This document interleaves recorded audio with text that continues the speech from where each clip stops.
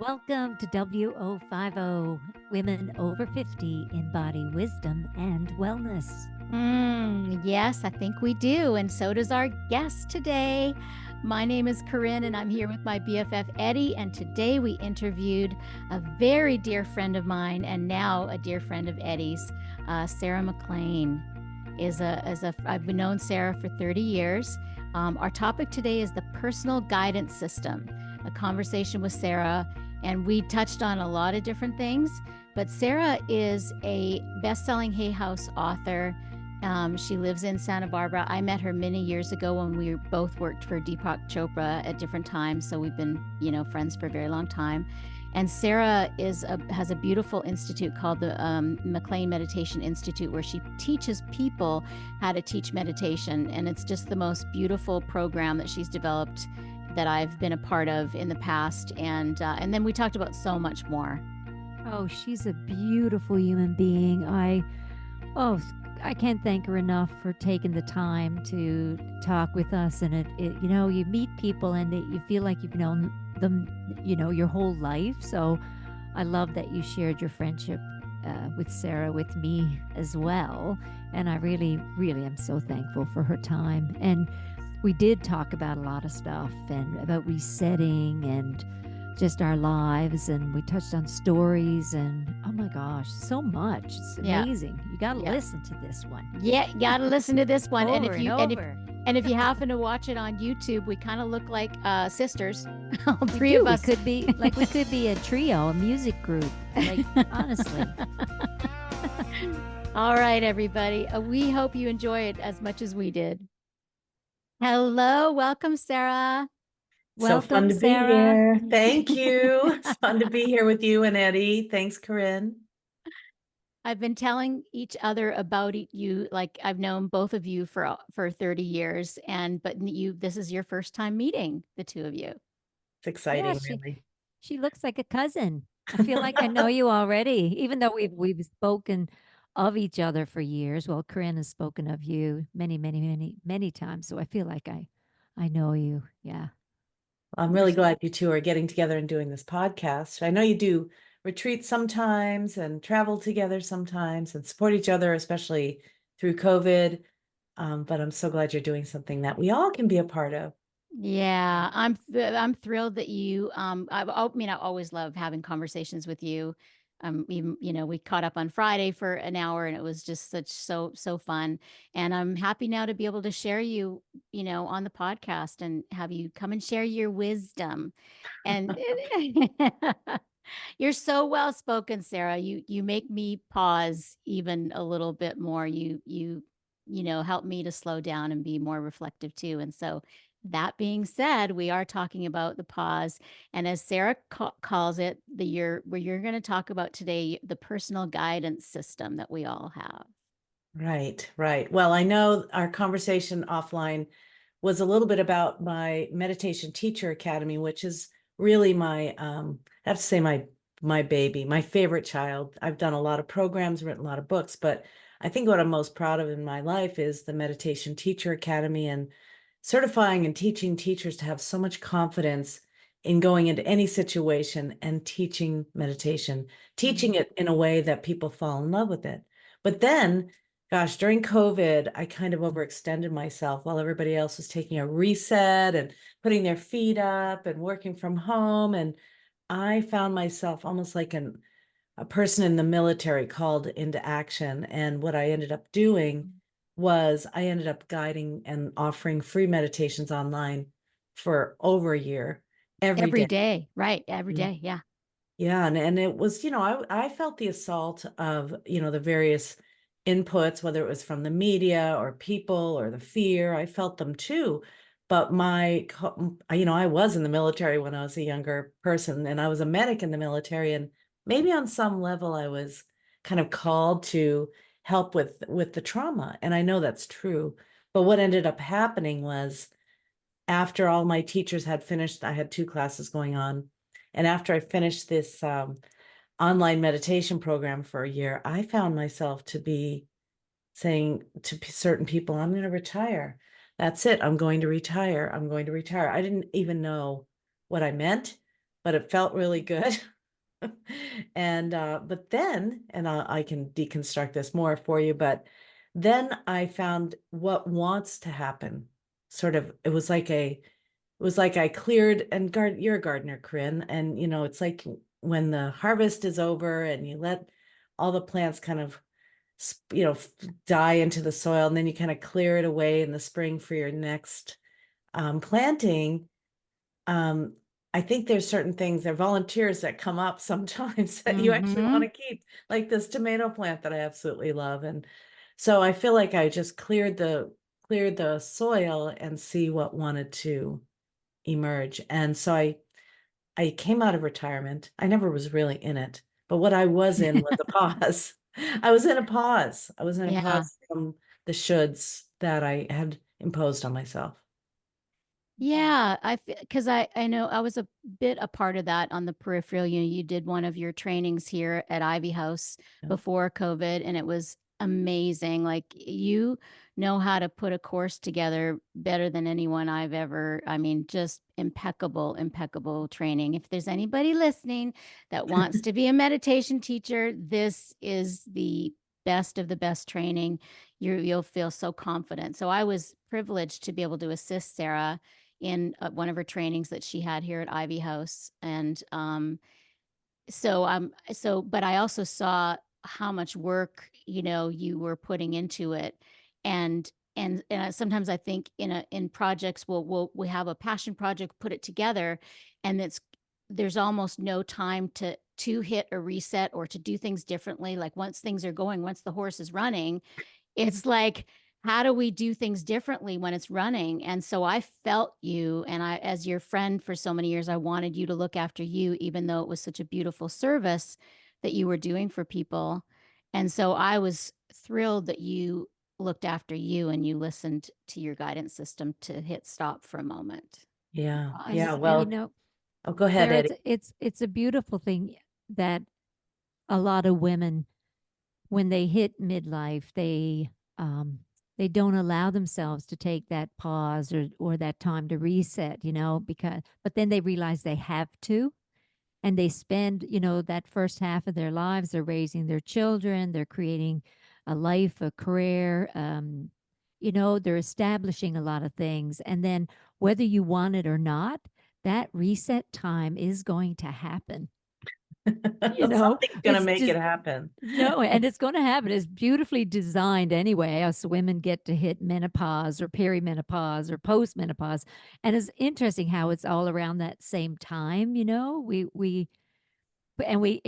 love what you do, right? You Yeah, love absolutely. Absolutely. everything that you've done, and what's beautiful, like when I was reading some of your history, is that when you work even with in the military with PTSD, a lot of the literature now coming out is that there's PTG out of that, post-traumatic growth. Oh, I never heard that. I love Isn't that that. beautiful? Yes. I heard this from, I didn't make it up, it's not my, it comes from somewhere, but I heard it. And this guy who deals with a lot of trauma, he said from trauma, there's growth. And we call this PTG. And I'm like, oh my God, I got to throw this at Sarah. Oh, I love it. Well, it is true. I mean, for most of us, what doesn't kill you, what's that song? What doesn't kill you makes you Makes you stronger. stronger. Yeah. Kelly. Uh-huh. Yeah. But there was a point where it's like, stop the world. I want to get off. Yeah. What kind of job did I create for myself? It's a job I loved, but I felt like I was trying to do too much. And I identify I identify as a woman who owns a boutique training program. It's not for everybody. It's not like some of the ones that send out those 10 emails a week or the 10 Instagram posts a day. It's not for people who just want to be one of a number of people. I mean, what the kind of information and support they get from me and my team is really deep, and it's deep personal work to go from a meditation practitioner to someone who's willing to stand up in front of others and say, look, I have your back here. I can tell you what you need to know here to make this a successful practice that you love. And it does require being seen. And what's interesting about that for meditation teachers, for the most part, not all of us, is that we tend to be introverted. We tend to be introverted. So introverts regain their energy from taking a pause, from spending time alone. Meditation teachers and meditators tend to be people who like to do that. So, and then if you get popular, if you have a lot of students, or you become a little more successful than you had planned on, then it can be a 24/7 mental experience. And that was, I think, what was exhausting to me. And so anyway, like I said, what wants to happen is in my case, this program wanted to happen again. There were plenty of people calling me and emailing me and wanting to be a part of it. So I'm starting it again, and I'm trying to do it in a more sustainable way so that I don't get exhausted. And one of the things I did do during my pause was I went to 2 different retreats as a participant, and I went on one in Italy at Assisi, and kind of in the silence, and it was a meditation retreat, and I was kind of following the life of Francis of Assisi, and really trying to understand his motivations and the trials and tribulations and the PTG that he went through, and as we all do, and just really just being immersed in his love for God, love for humanity, and his translation of his awakening into service. And the same was true. I went to another retreat as a participant, which is very challenging as a person who's been running retreats for 30 years. But and this one was in Ireland, and I could really see that there was more work I needed to do on some of my, let's just say, childhood trauma that, really I can do a lot of spiritual bypassing on. I mean, everybody can, you have to sometimes in order to move forward, but it was coming up like a volunteer in the garden, like ready to be looked at, like, okay, are you going to keep this one? Are you going to work on this? Are you going to pull it, or what are you going to do? So yeah, that was really important. So I feel like I've reached another echelon. I've in terms of my own personal practice, and that only makes me a better teacher. And I also really had an opportunity to immerse myself in different teachings from people I wouldn't normally or hadn't normally followed or infused into my life. So that's been fun too. A lot of mystics and current and ancient mystics, and really also just hearing my own voice. I mean, I think during these pauses, what wants to happen will start emerging, but I think also my intuition started getting really strong. And also so did those doubting voices, like, as your time passed, is your effectiveness over? Is it time just to knit and collect bees? I'm a beekeeper now, and I'm a gardener now. And, is this the time for that? Or I just become a volunteer at the local library and just don't talk about anything that used to be important to me. And that was not yet my time for this. And I think it was Emily Dickinson. I had it on a mug that says, "The best is yet to come." I'm not sure if it was her or if it was Waldo Emerson, but Ralph Waldo Emerson, but the best is yet to come. And it may not look bigger, it may not look more impactful, but it will be my best. And I'm excited for that, for sure. That's so beautiful. Yeah. There's growth. There's brain growth, hey? Yeah. I can see the neoplasticity in front of my eyes there across the screen. You think about it, all that growth you're doing spiritually, and just with the travel and the reset of everything in your being, from, we're at this place in our life, and we go, is this it? Have I reached the top of my, bucket? And then we start digging a bit deeper, and we realize there's so much more skill that we're downloading, and often we don't even know where it's coming from. Right. It's Exactly. beyond us, right? I mean, you did Francis of Assisi, and he had little rabbits and birds and everything around him feeding into his energy, Yep. and you get into these holy lands and these places where ancestors have walked.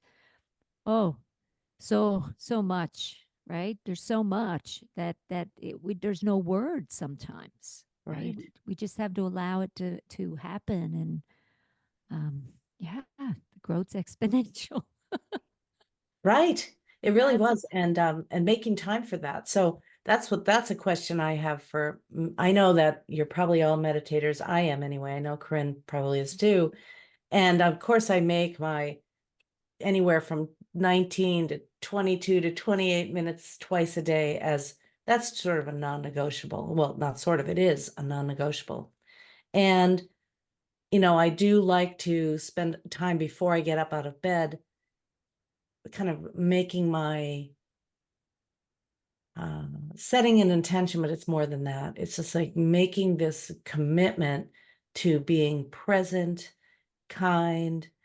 Maybe some days I'll say, and today I'm really going to be on the lookout for miracles. I want to feel the magic. I really just kind of a moment of communion with God, and not in any formal way, but just before I get up to do whatever is next. And so pauses are important, but how do you do it? I teach mindful pauses. I teach mindful moments. I teach moments before you eat, but what other opportunities are there for pausing? That's a question I have for you. When do you pause, and do you pause for more than a moment, or 3 minutes, or 28 minutes twice a day, or whatever it may be? Well, Corinne, you should speak first because I know she pauses a lot more than me. I do pause and I do meditate and uh, but you go first, Corinne. Eddi has a very, very full life. She's got 126 first cousins. Well, I don't see them all on a daily No, basis. but that just gives an idea of, and you've got 4 siblings and a mom, Two her mom is, grandkids, yeah, and yeah. a wonderful partner, and we hike and we're outdoors and we're always active, and I've just picked up pickleball in the past year, and life is delicious, right? And I have a wonderful client base, and beautiful patients, and a lovely musical life. And She's a I musician as well. Yeah. and I do pause and reset quite a bit, and but I'll let Corinne talk first. But wait. I'm going to pause Here's right now. there's all the doing. She just listed all the doingness, I know, I heard that. right? I was like, okay, there's the doing. But I did lead you into that. That was mine. So yeah, that's my favorite thing to do is pause. I'm famous for I won't take any appointments before 11 a.m. every day. Every day till 11 a.m. is for me. And then from 11 a.m. onwards I'm at service to the rest of the world until I go to bed at night or to wherever is pulled during the day. And I don't miss my morning meditation. That's in usually an hour in the morning. And I'm gardening. I get out as much as I can, and that's very peaceful. Actually, I've had people that want to come and garden with me, but really they just want to come and spend time with me, and I'm like, no. Not unless you're pulling those weeds. Exactly. And Building that trellis. exactly. There's so much to do. So I don't have a problem. For me, it's kind of the opposite. I have to force myself to even to go out with friends or whatever, because I could stay home forever. I love Ivy House, but it's no, I just really appreciate the pauses and the stops and the reset. And I've been able to flow into many different formations of my life, I feel, because of that. So I love your wording, Sarah. That you say, what is it that you said about 4 or 5 times now about feeling the pull? What was it? The inner, Oh, just feeling what yes, what wants to wants to come happen. forth. Yeah. That's a beautiful non-secular way to, it's like feeling what wants to come forth, like even just pausing and feeling that. And Yeah. I try to do that every single day. Well, I think it's really applicable to everybody's lifestyle and life.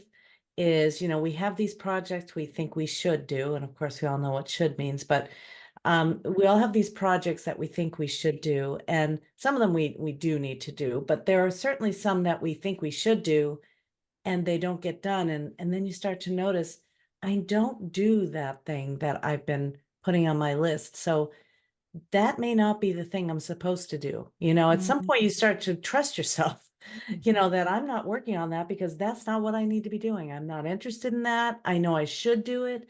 Unless somebody's life depends on it, which generally speaking, these to-do lists, nobody's life depends on, then maybe it's not for me, you know?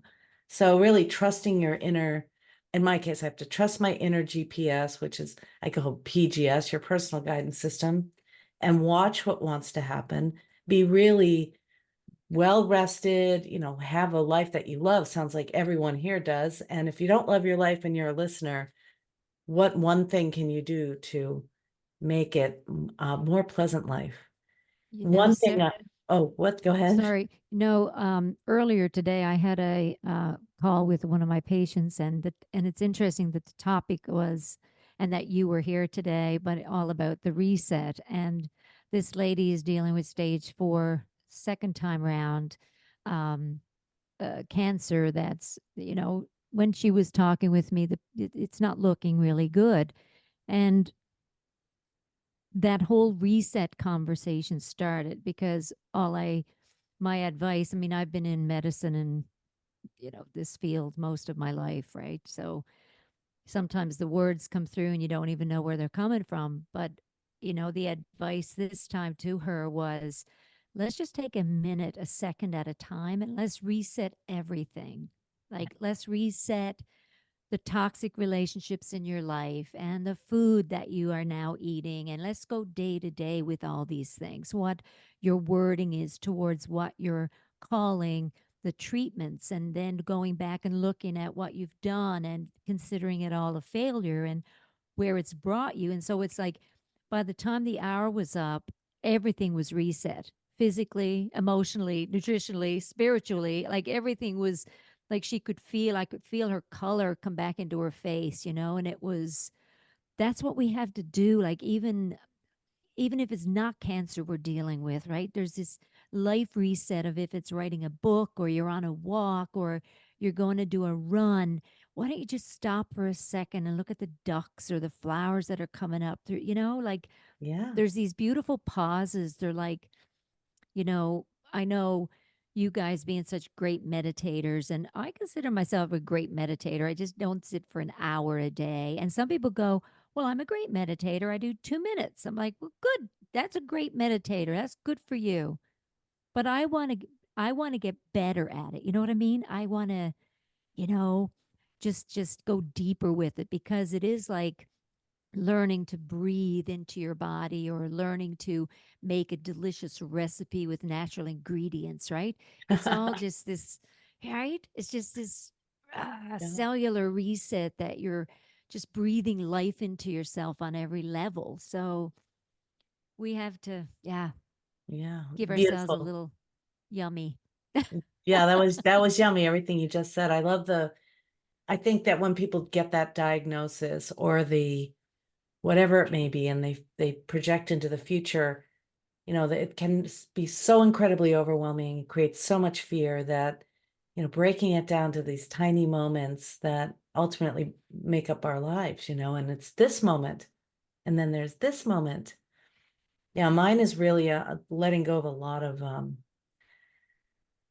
of relationship behaviors. You know, the relationships are fine if as long as I take care of myself, they'll be fine. But, you know, sometimes just taking a break, going, I really don't like to be talked to like that. You know, going, that's just not going to work for me. And doing it in such a way that it's just a fact rather than some sort of reaction. You know, that's really important for me. But one of the pauses that I feel like was missing from my life, um, well, I'll try and give you an analogy, but first I want to say it's celebrating the wins and whatever the wins are. I mean, obviously everyone wins. Those are the wins I like. But what, you know, can I celebrate a win? Can I celebrate the fact that I had a beautiful day? Can I celebrate that I got a chance to be on this podcast? Can I celebrate that I made a delicious meal for some friends the other night? Can I celebrate, you know, my success in terms of, or the collective success of the people that I certify? Can we celebrate um, an amazing blossom coming out of my Australian, what is it, kangaroo paw. I have these wild plants out in the front. Or can I celebrate the first time I see my California poppies sort of explode with color? So I feel like that I want to celebrate more, and I don't think I did that during that time, and feel like it exhausted me. It's a Mm. savoring, isn't it? Yeah. It's a savoring. That's what I hear from you. You're savoring. Hmm. Yeah. One of Yeah. the And I have to remember to do it. So maybe that's that's, something I would yeah. do at night. Sort of savor my, how Deepak Chopra would call it recapitulation, recap your Mhm. day. Well, what I could I call it, let's call it vitamin S and vitamin G. So vitamin G is gratitude and vitamin S is savoring. Okay, I'm into it. Me too. So I the like the, savoring is moment to moment, and it can come complete with gratitude. Yeah. Yeah. Yeah, it's I'm putting beautiful. that in my PGS. Exactly. Exactly. But it's been, there's a lot of, I think when we make when we make a change, like the woman that you were talking about with her cancer, or maybe someone like me who's decided to take time off and then restart again, there is a little element of, I feel like I have to defend myself in some personal way. And I really Mm. try to avoid that because I feel like Mhm. this is it. This is how I'm showing up right now. And without an excuse, I mean, I'm happy to share the lessons that I'm happy to do.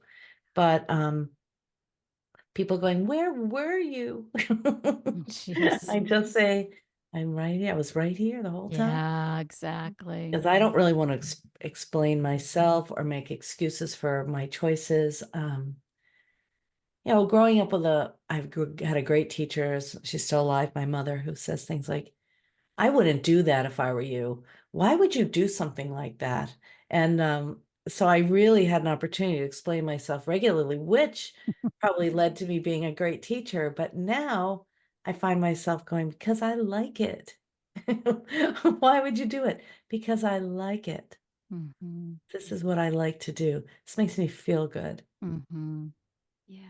And you're good at it, Yeah, I you hope so. know? That's what they say.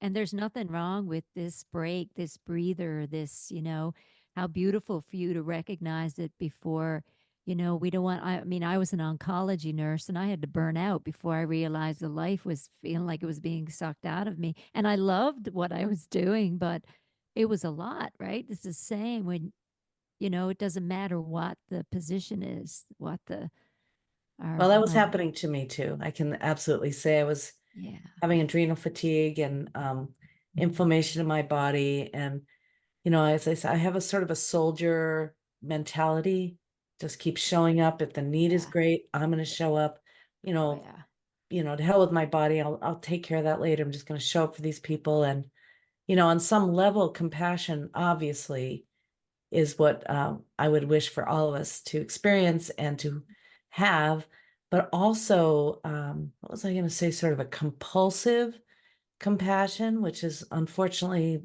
um, not the best for me and not the best for anyone, can really override that personal guidance system. I better be nice. I have to be nice. I have to show up. I have to alleviate the suffering at the expense of my own. Yourself, exactly. Exactly.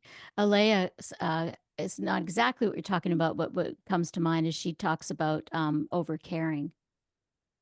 And Yeah. I knew you'd resonate with that. Well, I All think three of us. all three of us, right? You cannot Yeah. care about somebody more than they care about themselves. Yeah. I mean, that's the rule Ooh, of that's a thumb. statement. Whew. That's a gospel right there, Sarah. Whew. I mean, it's Sarah, okay if say that it's, again. Say it yeah. again. I need I need to soak that in now. Say it again because Okay, well, that was a it's hit. specially designed for people who are codependent, but you cannot care for somebody more than they care for themselves. Yeah. Your over caring Wow. is not, I mean, I can see situationally for, a week, a month, but as long-term maintenance of a relationship, when we overcare, it's really unhealthy. It's codependence, really. Mm-hmm.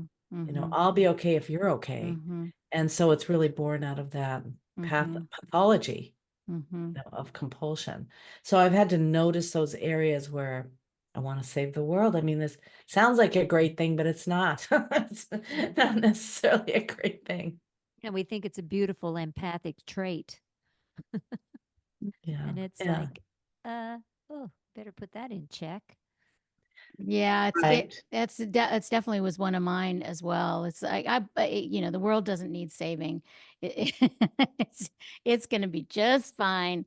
We just show up, but that's was one of my things too, is over caring over, and it wasn't so much where I would care for people more than they care for themselves. Although I do love that statement, my thing has been more I want people to be free, you know? And Yes, I do. and not everybody wants to be free, obviously, because their choices aren't such that. And so, more and more I just am waiting for people to come and they show up, and if they want whatever I have, the Ivy House or I have to share us on the podcast or whatever, I'm here. But it's a diligence that I have to keep on myself to just be of service, to show up in the moment, but not have an agenda for them. Right. Right. Yeah, because, you know, as just to invoke one of our first teachers, Corinne, knowledge crashes on the hard rocks of ignorance. So no matter how enlightened you may be, or your experience that you want to share with them, they're not ready. You Yeah. know, when they are ready, there you are. But we can't say, hey, I'm right here. Pay attention. Are you a maniac? Come Yeah. on, I'm right here. I can help you. Yeah. Nobody needs that. I always say there's no meditation evangelist that will be successful. Yeah. Yeah. So true. So Yeah. true. Yeah. Oh, Yeah. Yeah. So what do? We just continue to be who we are, each one of us, and be the example in case they're ready. And hmm that's the compassionate thing, is not to wake someone up before they're done dreaming or whatever it is they're doing. hmm And yeah, I know. And I do want people to wake up to the wonder and beauty of this life, to this amazing planet we get to live on, to all the miracles, and to the invisible realm of love and compassion and intelligence and vibration and light that is caressing us all the time, is here for us all the time. And the being too busy thing, which many of us wear as a badge of honor. Look how many emails I got. Let me text. Look at me. Look at how many followers I have. All of that drowns out, the magic. It can. Oh, hmm of course. Certainly Yeah. drowns out the personal guidance system. Which I think are one and the same. I think it's magic. But yeah, Yeah. Yeah, absolutely. I do yeah. too. So I like magic. Me too. This is my year of magic, actually. is it Yeah. in what system? In my intentions, when I think of April 1st as the first of the year. Call me crazy, but I do. But it is I usually choose a word, and this year it's magic. And Mm, sometimes it's upgrade, sometimes it's compassion, sometimes it's mm, health. But this year is magic, and mm. when you start, what you think about, you bring about. Yeah. I'm always listening to things, and I've become a really good listener in my life. And I listened to someone the other day that said, we beat up this word manifestation. We've said it over and over again. And I love this gal. She said, manifestation is really a magnetic energy. And it's like what you just said, what we think, we bring the magic into it. And that's what that magic is, right? So I tend to, Corinne always says, is that an Eddyism? I'm like, I heard it from 4 different people, but it's turned into this. Well, It I could be believe that. manifestation, it's like whatever the word. Yeah. Like we hear it and we download it in our own way and we hear it in our own way, right? Yeah. And then And we say it in our own way in a different context, you know. yes, we could all write a book about magic, and we would have readers from all walks of life. One might not get my book, but they'd understand your book, and they'd practice Corinne's book, Yeah, like right. Well, I like to same give thing. myself a break, and I think everybody should do this because it's really kind to yourself, is to say, you know, I am not for everybody. I Yeah. am not, my voice is not for everybody. My teachings, they're not for everybody, but they are for the people that um, vibe with me really, you know. And I remember when I first wrote my third book, which was called The Power of Attention. No matter how many times I would tell someone the title of my book, and really I'll tell you more about it if you want to hear, but they would always say, "Oh, Wayne Dyer wrote that." I go, "No, he Jeez. he wrote The Power of Intention." And yes, they go hand in hand because there's some driver, some rider along with the power of attention. You know, there's always an intentional component, whether it's conscious or not, of how and why you're paying attention. I mean, the people who are listening to this podcast, I would like to say that thank you for your attention. I would even like to suggest that your attention, if it's pure and unadulterated, is actually love. I believe attention is love when delivered without a lot of without the contraction of judgment or competition or jealousy or anything else you might have that attracts it. It's really that mindful attention that is paying attention on purpose in a particular way without judging or evaluating as good or bad, but simply receiving the moment. And that's something we can all practice. But the power of attention, people just wanted Wayne Dyer's book instead of mine. They wanted to not hear me. And you know what, as a meditation teacher, quite often we are talking about attention. You know, really, you know, what am I supposed to do with my mind? How am I supposed to pay attention? What am I supposed to pay attention to? And when we start to deconstruct attention, well, the first question that comes to me, onto my mind was, you know, well, where does it arise from? Where is this attention? Everybody's talking about the attention deficits or the ADHD or the whatever it may be, the partial continuous attention or whatever it may be. And I go, well, where is that attention arising from? And when we ask that question, you know, it's definitely a pause. And you get all kinds of answers. And I'm actually, there's no right answer. So it's not a quiz, but it's a mental journey maybe, or a spiritual journey to ask, where does my attention arise from? What is the source of my attention? You It's know, an inquiry, as it's the an Leo inquiry for would sure. say. It's an inquiry. It's actually a koan too, because in Zen Buddhism, a koan is one of those questions that's seemingly impossible to answer, and this stops the mind. It's like, what was your face before you were born? Yeah. Or Yes. what's the sound of one hand clapping?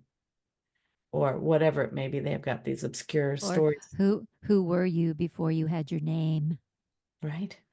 Yeah, and that must get asked to you a lot, both you guys as teachers. Um, and people say that to me when I say to them, okay, you need to meditate, for let's start with 2 to 5 minutes and go from there. And they'll go, I can't stop my thoughts. And I'm going, okay, here we go again. It's like telling someone to stop eating white sugar. Don't you get it yet? And then because I'm at this point in my life, and then, but like you said, you need to see people from where they are, right? People are doing the best where they're operating from. And yeah, it's like, can you stop the thought? So I'm like, why, how you going to do that? It's like trying to stop the air going into your lungs. Like, no, Right. It's the nature of the mind to think. That's yeah. it. Are you going to stop it from its nature? Let's stop your breath from its nature. So instead we have to learn to kind of coexist with the mental gyrations and still meditate. And there are all kinds of practices for that. But yeah, the power of attention and really back to what you think about, you bring about, for sure, but also just recognizing that, and you already do it, both of you already do this, where, to operate as a teacher or a healer or a coach or anyone in the business of helping others, we really do have to be other-centered regularly in our words, in the way we teach, and really have a genuine compassion for the people who are in need, whether it's for healing of a cancer treatment or from navigating difficult emotional moments in their lives or to find peace in their nervous system. So, and to really not, and this is a challenge maybe for some of us, but to not make it about us, making it about them and meeting them where they are. And so that is also a challenge, because then, okay, you got to put your oxygen mask on first, and then the ways in which you do it, that's equally as important as the person sitting across from you with cancer, I'd have to say. Yes. Or the person sitting across from you learning to teach meditation, because that sounds similar to what you teach your students. Right. And of course, the person that's perfect for you to help you become self-realized is the person in front of you, whether you would have chosen that or not. Yeah. Just like how Sarah refers to her mother as one of her greatest teachers. She's my guru. She's your guru. Yep. Yes, my daughter is one of my greatest teachers. I started calling Eddi's daughter her India. India. Yeah. Could be, and some people who love to ask these questions, I'll just ask it because somebody may need to hear this, but if there is a sort of a heaven and everybody's up there trying to figure out what their next incarnation is, would it be easier to be incarnated as the hellraiser or the impossible person or the addict or the alcoholic or whatever it is, the impossible person? Or would it be easier to be incarnated as the mother of that impossible person or daughter of that impossible person? I don't know if I'm making sense, but what would be the most compassionate incarnation? The difficult one or the one who has to live with the difficult one? When I ask this of myself, and I probably should do it again in a real quiet time, but I realized my mother took on the role of this, I'm not going to go into too many details, but this wild person that doesn't have a real center and is willing to sell her values, let's put it that way, generally speaking. And that is very compassionate for me, because I get to learn so much from that. I mean, there's two trajectories. You can crash and burn having a parent like that, or you have that, what were you saying before, the PTG? Yeah. The PTG. Yeah. I think that's a beautiful, the growth from trauma, when you think about how we live our lives, and those, I think, yeah, it's amazing, those who have grown from trauma, and some stay stuck, but until they find the help or the right teacher or guide or support. But when you get it, that you don't stay stuck in that trauma, that there is growth from that. A flower gets stumped on and little bud, my God, it pokes its little head right out of that soil again. It's as long as nobody else keeps stomping on the little head of the flower. But there's that growth, and sometimes through unbelievable odds, right? And life is like that. And this is why these resets we get to do, we have to pause. We have to take that moment to just breathe into it and do the deep drink, right? And don't leave yourself. Don't leave yourself during the difficult moments. Everybody else might leave you. Don't leave yourself. And it's all too about timing, because I don't believe that some of the issues that I've personally been addressing over the last couple of years were I was not quite ready to address them. It's really deep excavation stuff. And so, really not trying to make it's like each one of us is this beautiful blossom, and I'm growing roses right now, which are amazing. But some of them were they're like these buds, and then right next to them was this giant, beautiful flower. And sometimes I'm tempted, if I'm cutting a bouquet, to kind of go, okay, now let's open up this bud too. And that inevitably does not work. That's not its time to shine on. So trusting that too. Trusting the timing. Yeah. Oh gosh, Sarah, we could talk to you for a very long time. Well, I'm happy to come back anytime. I know you two have an ongoing podcast conversation. I love it. I'm going to recommend it to people because I'm sure you're addressing issues that, women need to address. and your point of view is really beautiful. I love this, and I know a lot of the listeners are going to really hear a lot of things and let it sink and give themselves that moment to reset and pause and explore, right? They'll go, oh, Yeah. maybe there's an institute to learn how to meditate. What? Yeah, to learn how to teach meditation. Yeah. To teach, that's what I mean. Yeah, to teach meditation. And I also do have an online course that I'm about to put up that I professionally did, and you can probably tell your clients tell your clients that it's there for them if they want to learn, because I spent I know you probably read it in my bio, but I spent many, many years seeking the secrets to such a wide variety of meditation practices because I wanted to know the very best. I'm really into mysteries, and there is mystery around meditation for sure. And what I found is, just like if you examine any human, that we're so much more alike than different. But, we might show up looking differently, having a different name, having a different modality of operation, having a different culture. But there's so many commonalities with these various mystical meditation practices. And I think one of my favorite things to do is demystify meditation so that it doesn't seem out of reach, because I think many people think it is. How do I deal with this mind? I can't stop thinking. I'm worried about my kids. And it's that practice. They just have to realize it's that practice. It's like you brush your teeth. So, like my grandkids say, why do I have to brush my teeth? I said, you only have to brush the ones you want to keep. So with meditation, you want to debunk, that's so funny. clear the mind. Yeah. Just keep doing it, keep doing it, keep doing it. Because one day you have that magical, beautiful, mystical experience that you go, what just happened? Is that meditation? That's not going to happen every day. No. When I was diagnosed in my 30s with cancer, and I was working, fortunately, with Deepak Chopra, who was a trained endocrinologist, and I had thyroid cancer, which is an endocrine cancer. So I was so grateful, and I was so honored to be with him. And I go, well, I want one of those, mantras so I can have one of those spontaneous remissions. And he goes, the thing about spontaneous remissions is you cannot plan on them, so you can't plan on when the miracle is going to happen. You can be on the lookout for it.